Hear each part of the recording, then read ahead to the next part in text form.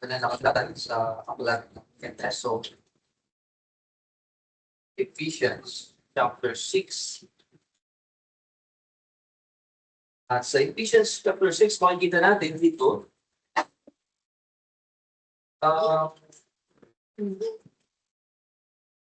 tungkulin ng isang anak sa kanyang magulang. At ang tungkulin naman ng isang naghahanap buhay sa kanyang employer. At yung ating nga babasahin, yun ang ating scripture reading, yun naman yung ating buhay ng sundalo. Sundalo na Kristiyano. Kristiyano sundalo. Na lumalaban sa araw-araw. Okay, Ephesians chapter 6 verses 10. Yan ay nasa New Testament. Efeso kapitulo 6. Talata 10 hanggang 20. Ganyan na. Kayo sa likod. Sa ano siya?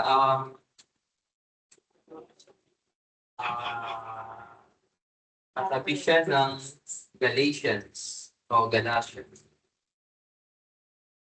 Kakatabihan, Galatians, Ephesians, Philippians, and then Colossians. Katabihan, Galatia, Efeso, Ipos, Colosas. Okay? So, kung nakita na ninyo, aking babasahin, so Ephesians chapter 6, verses 10 hanggang 20 ang ating babasahin. Sa kahuli-hulihan, patuloy kayong magpakalakas sa Panginoon at sa kapangyarihan ng kanyang lakas. Isuot ninyo ang buong kasukutang pandigma ng Diyos upang kayo'y makatagal laban sa mga pakana ng diablo.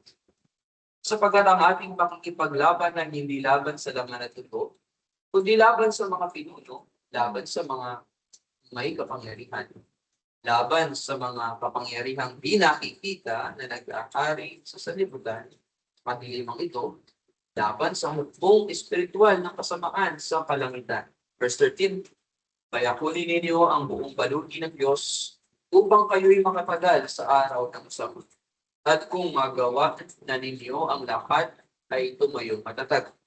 Kaya tumindig kayo na ang inyong mga baywang ay nabibigkisan ng katotohanan na suot ang baluti ng katwiran. At nakasuot sa inyong mga paa ang pagiging handa para sa ebanghelyo ng kapayapaan. Kasama ng lahat ng mga ito, paglayin ninyo ang kalasag ng pananampalataya na sa pamamagitan nito ay inyong masusugpo ang mga nag-aapoy na palaso ng masama. At paglayin ninyo ang helmet ng kaligtasan at ang tapak ng Espiritu na siyang salita ng Diyos. Manalangin kayo sa Espiritu sa lahat ng panahon sa bawat panalangin at pagsama. At sa bagay na ito ay maging handa na may buong pagtitiyaga at pagsusumamo para sa lahat ng mga banal. Idalangin ninyo ako upang ako'y magkalooban ng pananalita sa pagtutupas ng aking bibig upang ipahayag na may katapangan ang hiwaga ng Ebanghelyo.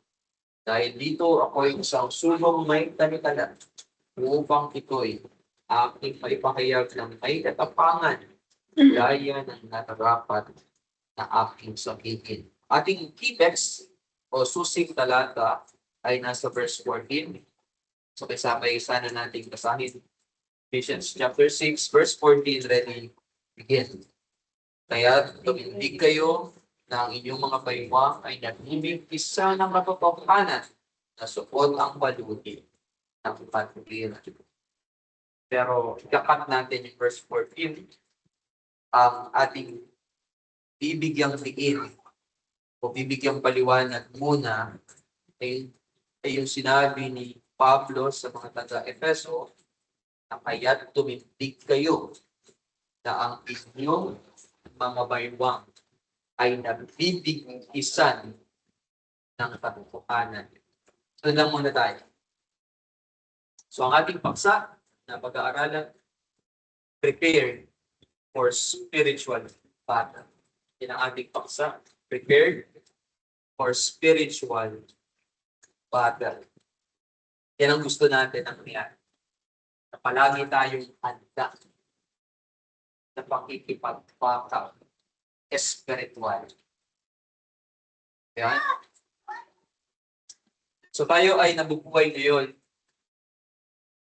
Inyong napagmamasdan o na-observe.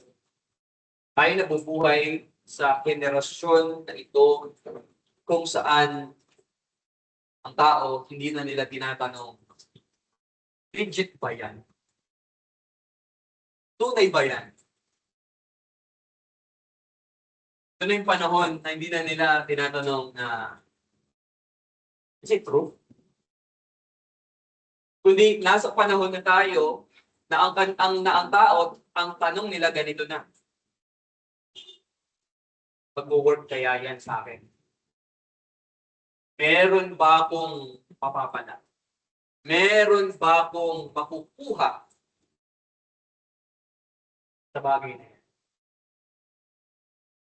Ganun na yung kanilang tinatanong. At madalas, na maririnig natin na mensahe o pahayag ng tao, sabi nila, ikaw mismo ang gumawa ng sarili mong version ng katotohanan. Ikaw ang mag-define kung ano ang totoo para sa iyo. Hindi mo na lubos maisip. Nakakalungkot dahil hindi na tayo yung tao na mahilig magsaliksik ng katotohanan. Bibihira na nating marinig ang salitang hanapin mo ang katotohanan. Seek the truth. Hindi na natin yan. Class natin. Kasi, kahit saan ka mabaling, o kahit saan ka mapunta, kahit na lang yung hawak natin na cellphone. Araw-araw, hawak natin yan. Pagbukas mo ng cellphone, pag-open mo ng iyong account sa social media, anong makikita mo? Anong mababasa mo?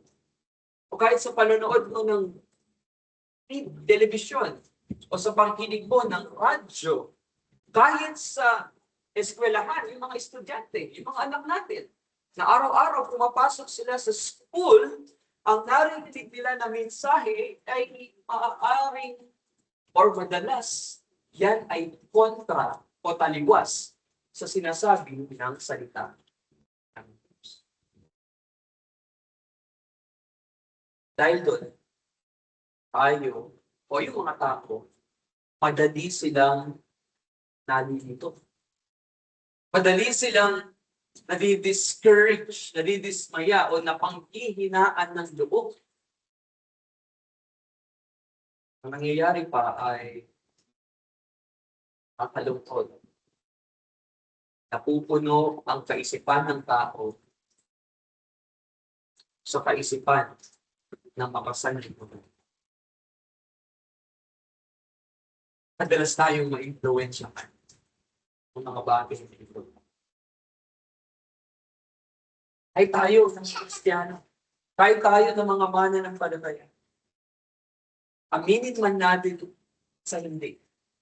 Tayo, yung Kristiyano na nakakaramdam na ma-pressure.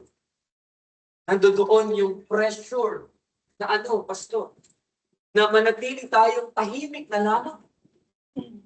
Na hindi na natin kayang ibukas yung ating mga bibig, na kaya nating ipaglaban yung ating pinaninindigan na salita ng Diyos.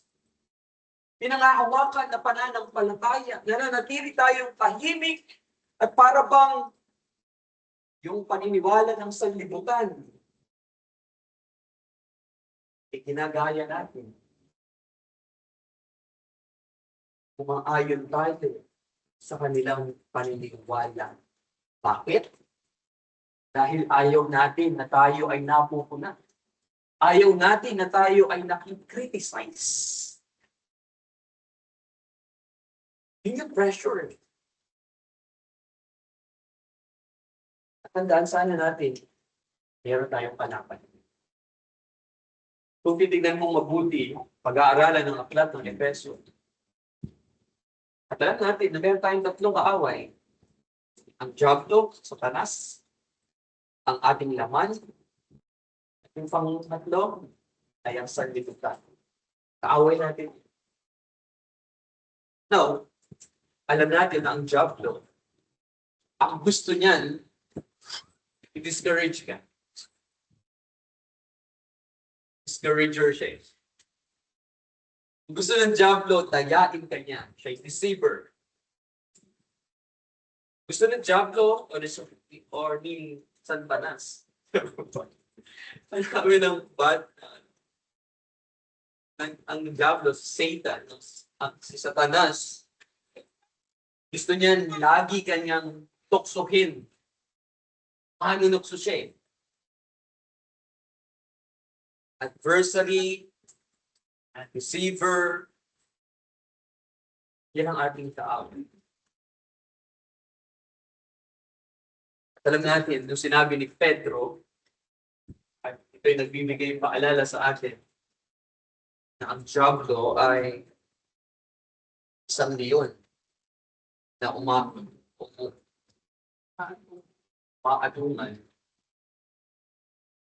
Na yan ay naghahanap ng kanyang masisita araw at gabi. At ang target niya, tayo ang mga mananampalataya. Tayo ng mga may relasyon kay Jesucristo. Tayo ang kanyang nais na guluhin. Nais na wasakin. Kaya ano sabi ni Pedro sa kanyang sulat? Magpakatino kayo. Ayun ang sabi niya. At magbantay. Yung sinabi niya sa 1 Peter chapter 5 verse 8 to 9. Be sober and vigilant. Now, itong Ephesians chapter 6 natin pinag-aaralan. O itong buong aklat na ito, itong Efeso. Sinulat ito ni Pablo habang nung siya ay nasa kulungan. Okay? Imagine niyo kulungan. At sa kulungan, of course, merong nagbabantay. At ang nagbabantay sa kanya ay mga Roman soldier. Nakita na kayo ng sundalo na Romano? Siguro sa TV, no? Sa television, nakakita kayo ng so, yung siya nasa kulungan, nakatitig si Pablo sa Roman soldier. Kaya nga ito yung ginamit niya na description o paglalarawan ngayon dito sa ating kinatalakay. Ginamit niya ang baluti ng isang sundalo para kanyang maturuan ang mga mananampalataya kung papaano makakatayo ng matagal, makakatayo ng matibay sa laban o sa pag-atake ng ating kaaway na si Satanas. At ang unang bahagi na kanyang ibinigay para sa atin o ibinigay ng salita ng Diyos ngayon sa umagang ito. First part ng armor ng Diyos. Ano yun? Yun yung belt of truth. Bigis ng katotohanan. Okay? Ano sa Tagalog ng belt? Diba madali para sa atin, no? Pagka sinabing belt, Tagalog ay sinturon, no? Gamitin na lang natin sa sinturon. Ano gusto niyo? Sinturon o big kiss? Big kiss. O, kahit ano man. At least, naiintindihan niyo ako.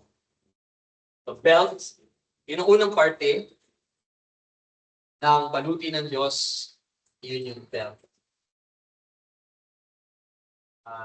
Yun nga yung belt of truth. Imagine, no? Kung walang suot ang isang Roman soldier ng sinturon, ano mangyayari? Ibig lang sabihin nun, pag wala siyang belt, wala siyang inilagay o pinulupot sa kanyang baywang, hindi siya ready sa pagkikipaglaban. Di ba? Eh, doon pa naman sa belt, doon niya sinusuksok yung ano, di ba? Yung kanyang espada. So, ibig sabihin, hindi siya prepared sa pakikipaglaban. So, napakahalaga ng sinturon o ng belt. Kasi, ang belt, ang use niyan, siya yung maghihigpit ng kasuotan niya. Di ba? Siya yung maghihigpit ng suot-suot niya para sa labanan. Para maging handa siya sa pakikipaglaban. Alam niyo, ganun din sa atin ng mga mananampalataya. Kung hindi natin suot-suot, hindi nabibigkisan yung ating mga baywang ng katotohanan, mahirap para sa atin na maharap ang ating kaaway. Kaya,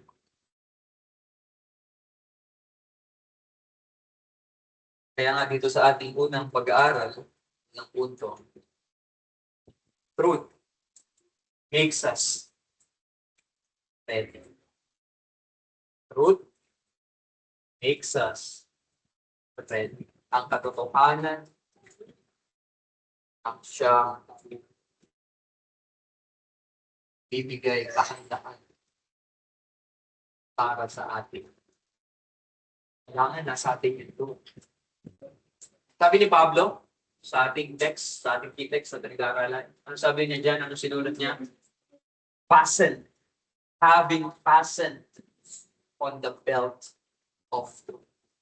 Bago ka sumakay ng pagsakay mo ng sasakyan, di ba? Bago ka mag-drive. Di ba? Seat belt. Or pagka lilipad ka na, may flight ka, no? Laging gamitin mo yung mag-seat belt ka. Pin, ready ka sa flight o sa lakad. Pagka wala ka niyan, makikita ka ng enforcer. Huli ka ngayon. Kasi hindi ka seat belt. So, nung si Pablo ay nagpakayag ng katotohanan na ito, itong Ephesians chapter 6, verse 4. Dalawang bagay yung nasa isipan niya sa mga sandali ito. Tungkol sa truth. Ang una, na nasa isipan niya,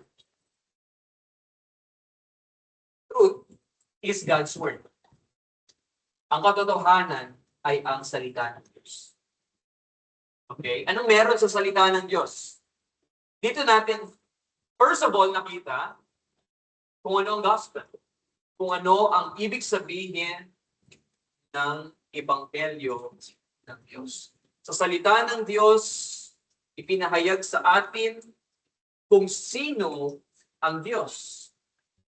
Sa salita rin ng Diyos, ipinakilala sa atin kung sino talaga tayo. Na tayo makasalanan, walang magagawa, tayo totally depraved man. At dito rin sa salita ng Diyos, nakita natin kung paano tayo iniligtas ng ating Panginoong Jesucristo. Kung ano ang ginawa niya para sa atin, para sa ating ikaliligtas. At bago niya nga banggitin ang mga salitang ito, binanggit niya sa Ephesians chapter 1 verse 13, tinawag niya ang ebanghelyo na the word of truth.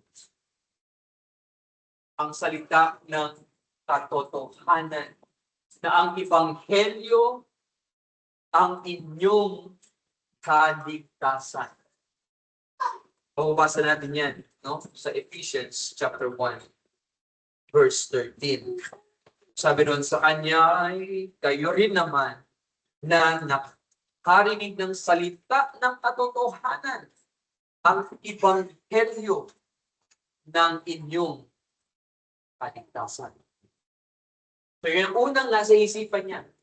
Yung truth ay ang salita ng Diyos. At ang pangalawa na nasa isipan ni Pablo nung sinulat niya ang Ephesians chapter 6 verse 14 na ito sa mga sunod na ang nasa isipan niya ay ang katotohanan ay hindi lamang siya nasa ating isipan. Pagkus yung katotohanan ay dapat nakikita sa ating buhay. Yung katotohanan, truth is not only in our minds, but also in our lives. Yun yung tayo na Kristiyano na tapat. Tayo'y sincere. Tayo yung Kristiyano na nabubuhay ng may integridad. Kapag sinabing integrity, tayo yung tao na mapagkakatiwalaan. Tayo yung tao na tapat. Lalo, tapat sa ating kapwa. Si Pablo, encourage niya yung mga mananampalataya rito. Babasahin nga natin sa Ephesians chapter 4, verse 25. May sinabi sa dyan na alisin ninyo ang pagsisinungaling. Na kayo'y magsalita ng may katotohanan sa inyong kapwa. At yung verse 15, sinabi rin niya sa mga taga-Efeso na kayo'y magsalita ng katotohanan ng may pag-ibig. Hindi ka lang basta-basta nagsasalita.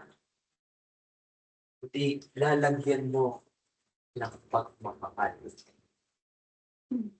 Ang pinakamahalaga sa atin, dito sa ating pag-aaral, ay yung katotohanan, ay yung bigkis ng katotohanan, yung belt of truth na iyan, yan ay naglilid sa atin o nagtuturo sa atin kay Yesu Cristo. Sa ating Panginoon Jesus. Kasi, tandaan niyo ba yung napag-aralan natin last time? Doon sa I am statement.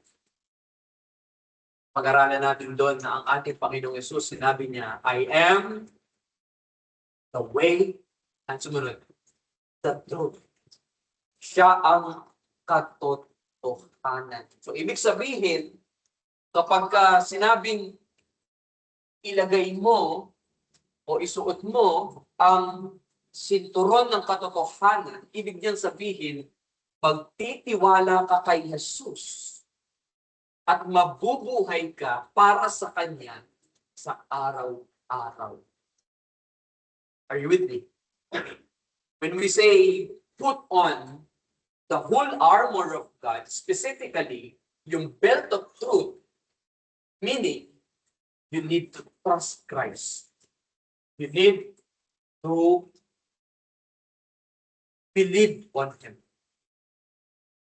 Kailangan nating manampalataya kay Yesu Cristo at mabuhay tayo para sa Kanya sa bawat araw. Alam niyo, maraming tao ang nag-iisip na porket marami siyang alam ng mga Bible verses, Porket marami siyang alam na doktrina sa banal na kasulatan, automatically, ang nasa isipan ng tao, ng isang Kristiyano, malakas siya, Kristiyano. Hindi basta-basta ganun nasusukat para masabi mong ikaw ay matibay o malakas na Kristiyano. Yung bang Kristiyano na kaya niyang depensahan yung kanyang pananampalataya, na alam niya ang doktrina ng biyaya ng Diyos. At siya yung Kristiyano na kayang magturo ng marami o magturo sa iba sa mga katotohanan ng salita ng Diyos. Kaya lang, hirap naman siya.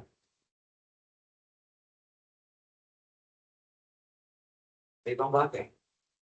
Hirap siya na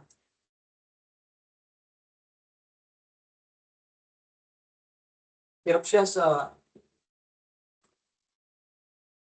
ibang kontrolin yung kanyang sarili. Hirap siya na makontrol yung kanyang galit. Ganun eh. Hirap siya na kontrolin yung kanyang init ng ulo. Hirap siya na kontrolin yung pagsasalita ng katotohanan, even. At hirap siya na kontrolin yung bang kusa niyang patawarin yung mga taong nagkasala sa kanya. Ibig natin sabihin dito, yung pangalawang nasa isipan ni Pablo, na ang katotohanan ay hindi lang basta nasa isip mo lang. Kundi ang katotohanan ay naipapakita mo, na isa sa buhay mo. Hindi mo lang siya basta natutunan. Hindi mo lang siya basta narinig. Kundi tinutupad mo ang salita ng Diyos. Di ba yun ang sabi ni Santiago, ni James?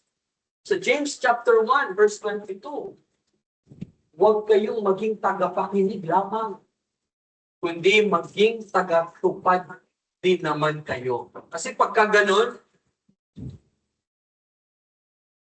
na tagapakinig ka lang, tapos di mo ina-apply sa buhay mo yung naririnig mo. Ano sabi ng salita ng Diyos? Tinadaya mo sarili. Pwede ba natin sabihin na hindi po?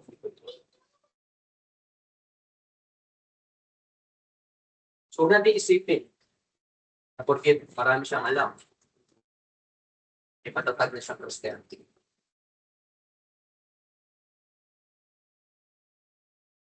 Hindi natin isipin na porket pastor yan, palakas ng Kristiyano yan.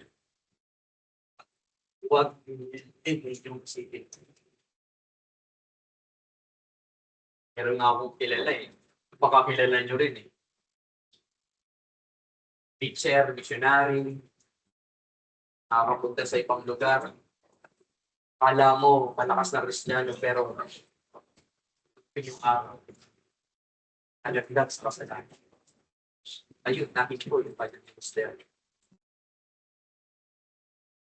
Nakakalimutan. Kaya huwag natin iisipin.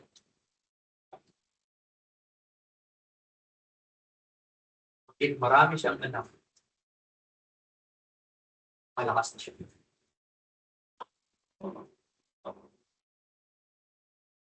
Huwag din natin iisipin na porket dito ka ngayon, nandito tayo sa church, pirinig natin ang pangangaral ng salita ng Diyos kada linggo. Sabihin na natin, ikaw yung Kristiyano na nagdarasal araw-araw. Ikaw yung Kristiyano na nagbabasa ng salita ng Diyos araw-araw. Para bang sinasabi mo ngayon na lakas ako. Na handa ako sa laban. Handa ako sa spiritual battle. Kumbaga, Nandito ka ngayon, nag-google ka ng panahon, meron kang panahon para makinig na salita ng Diyos, para makatanggap ka ng panibagong katotohanan, para makatanggap ka o makakuha ka ng kaalaman patungkol sa mga katotohanan ng Diyos.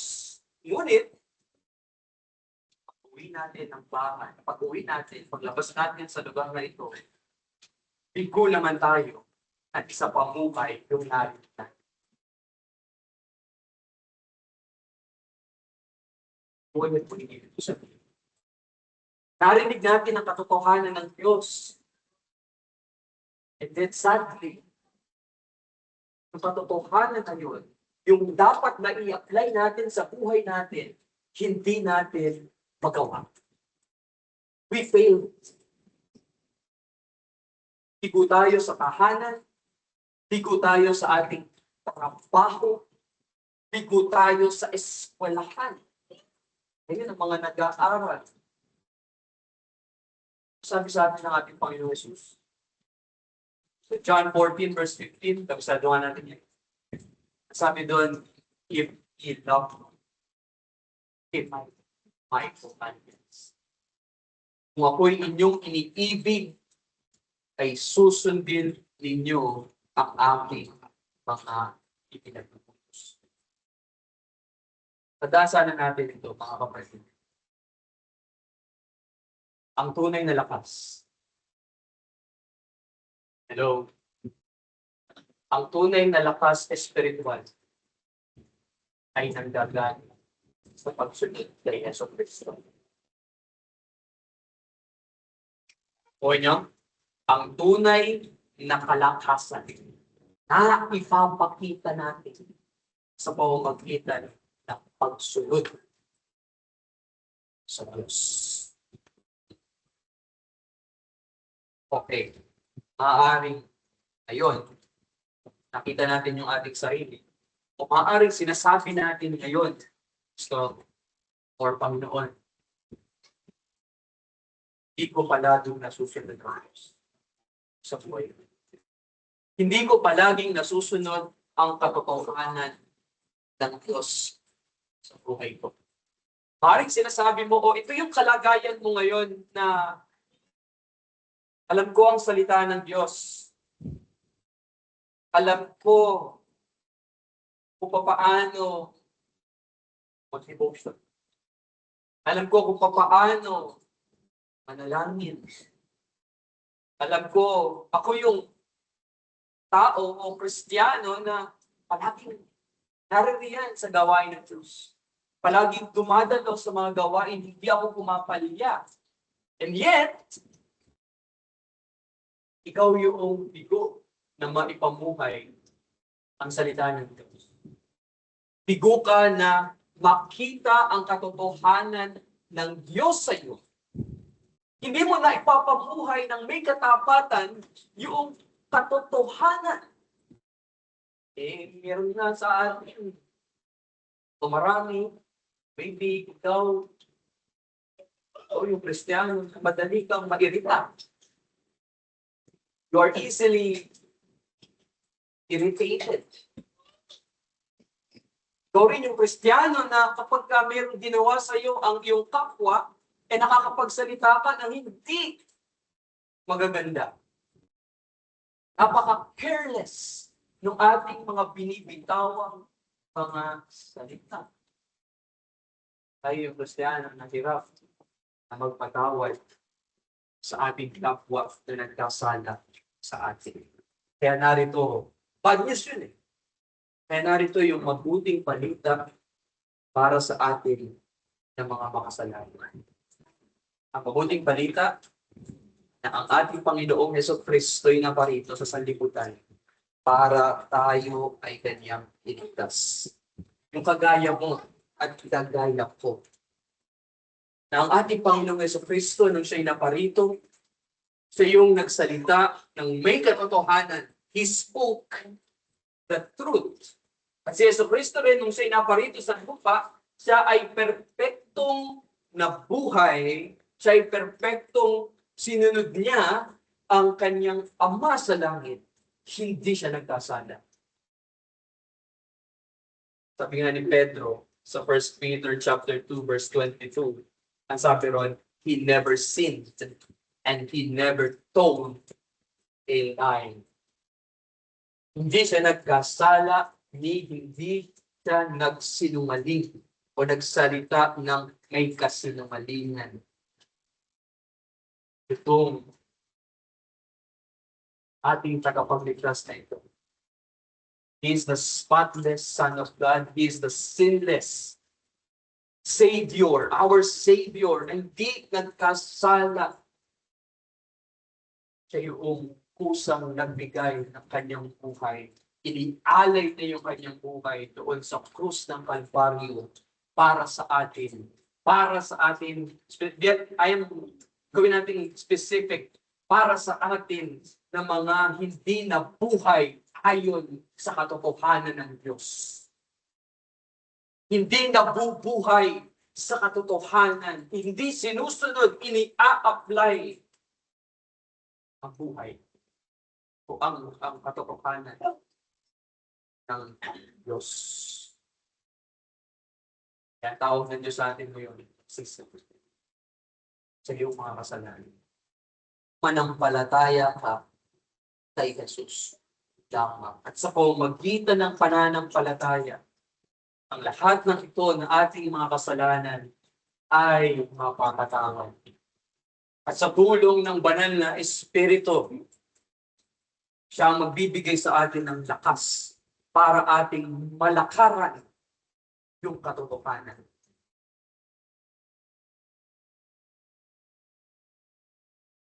Tayo makakatayo ng malipay. At yun ang gusto natin. Yun ang pinahangad natin bilang mananampalataya o bilang sundalong Kristiyano. Kaya sa pangalawa na ating pag-aaral, truth keeps us steady. Truth keeps us steady. Katotohanan na magpapanatili sa atin, hindi matitili. Hindi tayo basta-basta matitili. So dito, si Pablo, hindi niya lang basta sinabi sa atin, hindi niya lang basta sinabi sa mga mananampalataya sa Efeso na ilagay ninyo ang bigkis ng katotohanan. Sinabi rin niya. Ano yung una niya sinabi? Ano yung una niya sinabi sa Ephesians chapter 6 verse 14? Sige nga, kung nasusundan ninyo. Ano sabi niya doon? Kaya't bumintig kayo. Ano sabi niya? Stand, therefore.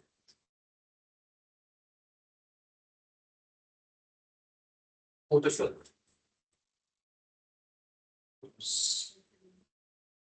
Yung salita doon na stand, tumindig. Utos yun. Utos na nagsasabi sa atin na maging matiyaga ka. Utos yun na sinasabi sa atin na magpursigi ka. Utos yun na sinasabi sa atin ngayon na maging matatag ka. Stand therefore. Tumindig kayo. Sinasabi niya. Ang Kristiyanong sundalo, hindi lang siya basta handa sa labanan. Are you with me? Hindi lang siya basta handa sa spiritual na labanan, kundi siya rin yung Kristiyano na habang may laban, na kinakaharap siya, habang nandoon siya sa laban, nananatili siyang nagtitiwala sa Diyos. Nananatili siyang nagtitiwala kay Hesus Kristo.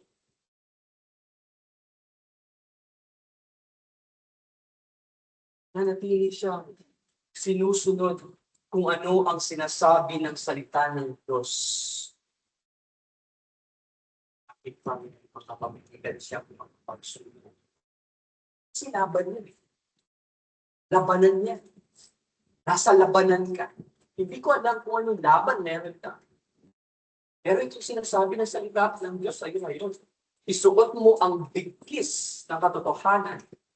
Maging handa ka sa laban At habang nasa labanan ka, magtiwala ka sa Diyos. Nang sa ganon, hindi ka basta-basta matitinag. Root keeps us steady. Kasi madalas ang atake ng diablo, kahit nga minsan yung kapwa mo, pag-iisipan mong diablo eh. Di ba? Pero hindi talaga siya yung kalaban mo. Mukha lang siya. Meron lang talaga yung mga senaryo na nasasabi natin na diablo ka. Di ba? Anak ka na. Di ba? Mga ganun eh. Kasi ang diablo, ganito siya eh. Madalas, ginagawa niya sa atin, pangamanan ng panatayan. Pinupuno niya yung ating kaisipan ng mga kasinungalingan. Diablo, ginagawa niya sa atin, pinupuno niya tayo ng mga pagdududa, lalo sa mga pangako sa atin ng Diyos. Ganyan ang diablo. Bigay tayo ng halimbawa. Ang diablo, bumubulong yan. No? Pagka meron kang pagsubok, bumubulong sa'yo yan. Anong bulong niya? Pinabayaan ka rin ng Diyos. Ganun yan. Sabihin yan sa'yo.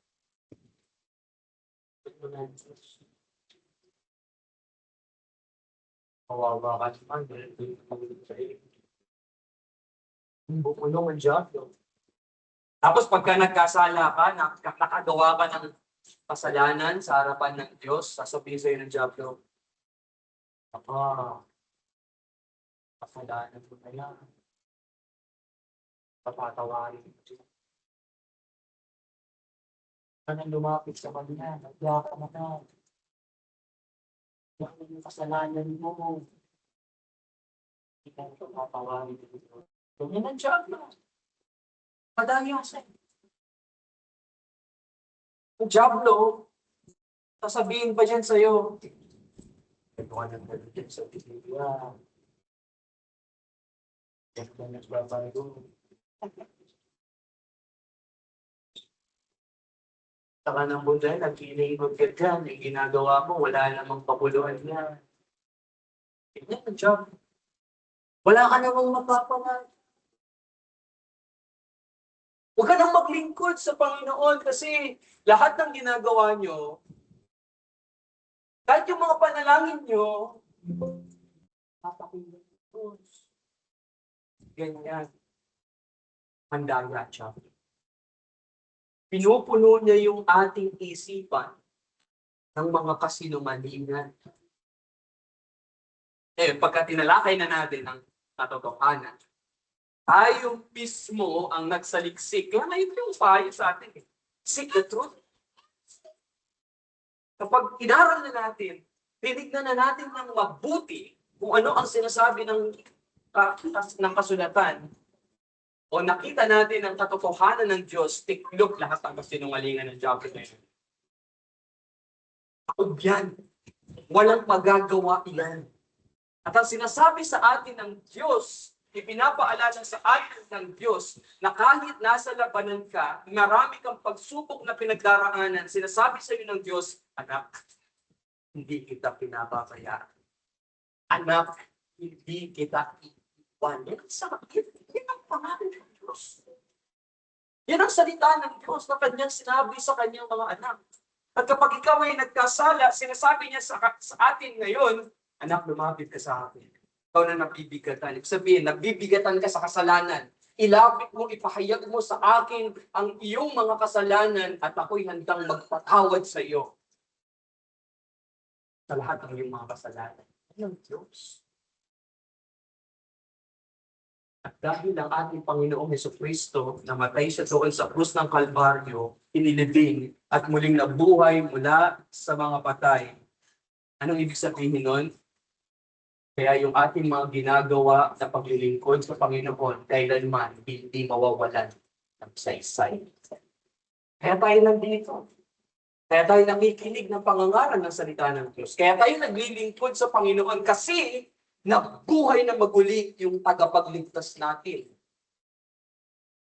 Kaya huwag mong pansinin, huwag mong paniwalaan ang sinasabi ng Diablo na ang lahat ng paglilingkod natin ay wala daw kwenta. Manigas ka. Sabihin mo sa kanya, hindi yan to. Dahil ang paglilingkod sa Panginoon ay kapulo.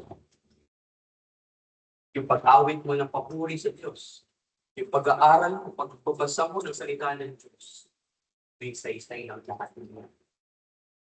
Pagdalo natin, isa-isay ang lahat ng lahat. So ang katotohanan, ang nagpapanatili sa atin para tayo ay makatayo. Sabi ni Pablo, tumindig kayo. O gawin kong personal, tumindig ka. Sabihin, tumayo ka. Sinasabi sa iyo ng salita ng Diyos ngayon, kahit pa nabigo ka sa buhay ngayon, sinasabi niya sa iyo, huwag kang subuko. Do not give up. Kahit pa sinasabi sa iyo ngayon, o kaya ang nararanasan mo ngayon ay parang, Kuya, Pastor, tagal naman ng laban na to, hindi na matapos-tapos. Yes. Hanggang nandito tayo, may laban tayo araw-araw. May battle. May labanan. Even sa mga sandaling ito, na mayroong mga tao na iniwan ka. Mayroong mga tao na para bang minaliit ka. Ang sinasabi sa iyo ng salita ng Diyos, yung salitang stand therefore, tumindig kayo, sinasabi niya, huwag kang panghinaan. Do not lose heart. Huwag kang susuko. Huwag kang panghihinaan. Para bang, Pastor, yung prayer ko kasi hanggang ngayon, di pa rin sinasagot ng Diyos. Ang tagal lang yun. Hanggang ngayon, di pa rin na sinasagot. Bakit kayo? Tumindig ka pa rin. Sabihin sa Panginoon at pinunod sa Panginoon ang lahat ng iyong mga panahon. Alam mo, may nabasa ako sabi. Panahon daw na akala mo tahimik ang Diyos. Ang totoo, hindi siya tahimik. Yung akala mo, ikaw yung sarili mong perception, yung sarili mong pananaw. Akala mo, hindi kumikilos ang Diyos sa'yo. Pero ang totoo, kumikilos siya sa iyong buhay araw-araw.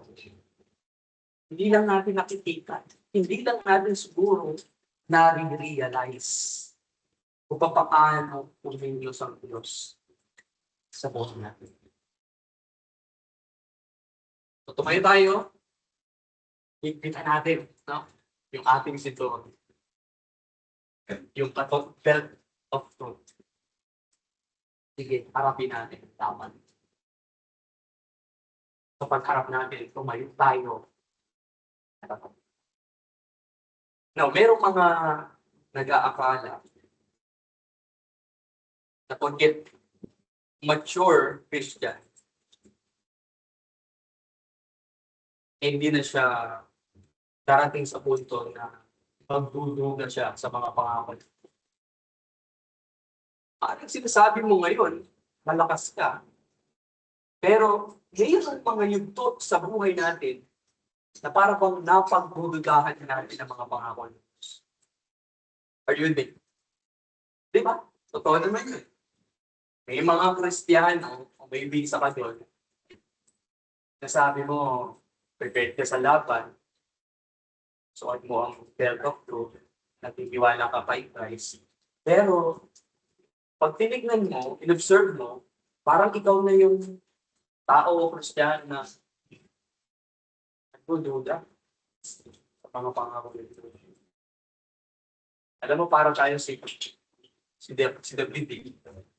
King David. Kilala natin siya eh.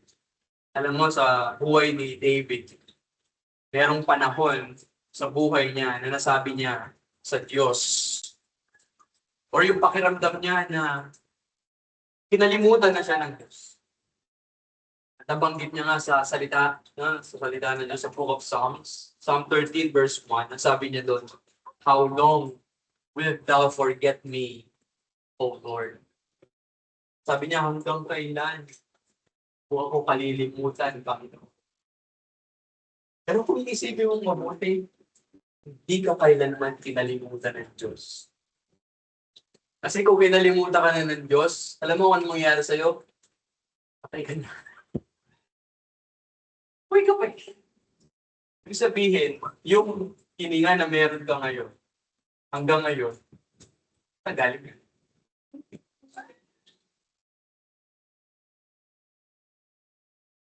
Tayo pinapabayaan.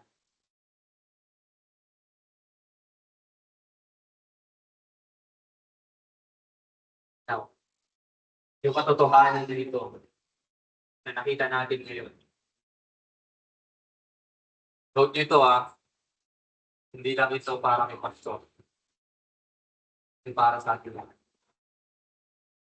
Ang katotohanan ay para sa mga magulang.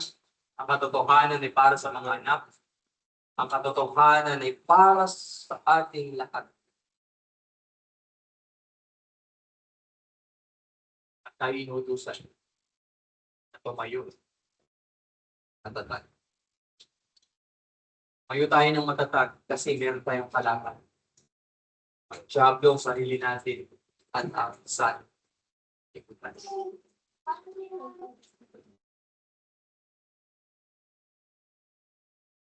Ano yung magandang balita rito? Ganda eh.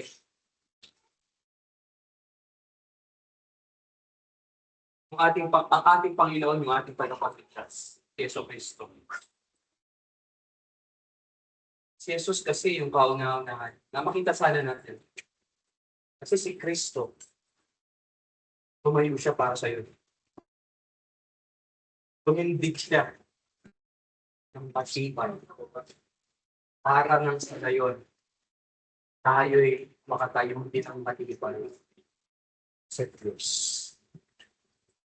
Kasi kung tayo lang sa sarili natin, hindi natin kayang makatayo sa harapan ng Diyos. Kasi napakasama natin. Kasi na tayong magagawa sa ating sarili. Kahit nga segundo siguro hindi natin kayang tumitig sa harapan ng isang banal na Diyos. Wala si Yeso Cristo. Dahil kay Yeso Cristo, nakatayo tayo sa harapan ng isang banal na Diyos. Saan pagtatapos aking uulitin o ipapaalala sa inyo na ang katotohanan ang siyang naghahanda sa atin sa laban. Ito maging mga pangalawa na ang katotohanan ginagawa niya sa atin, pinatatatag tayo. At ang pinakamahalaga sa lahat, nakita sana natin na yung katotohanan ng Diyos o yung belt of truth ang siyang nagturo sa atin o nag-lead sa atin, nagdala sa atin kanino? Ating tatapag. Ulitin ko, isuot natin ang pigkis ng katotohanan. Hindi lang basta isuot. Habang ikay nasa laban, pagpatuloy ka ng mag-iwan ay sa susunod. Araw. I-apply sana natin yan sa ating buhay. Merong magandang quote si Martin Lloyd Jones. Ito kung magtatapos. Sabi niya, Alam kong pamilya nito sa inyo. The Christian life is not a playground. It is a battleground. Hindi laro. Hindi tayo nakikipaglaro. At kapag nilaro mo ang Diablo, ano ka? Kaya kailangan mo dapat kasama mo palagi.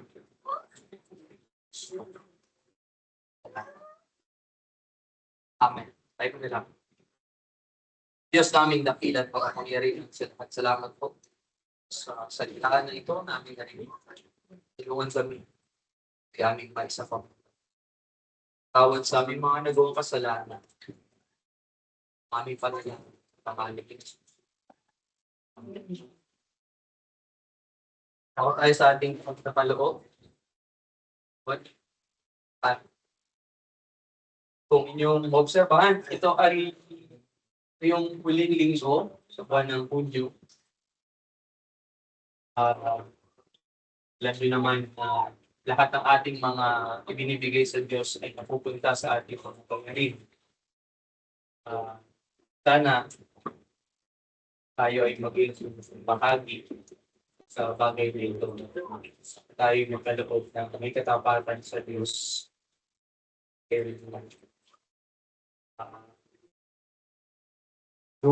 Malapit na yung ating June sa Korean.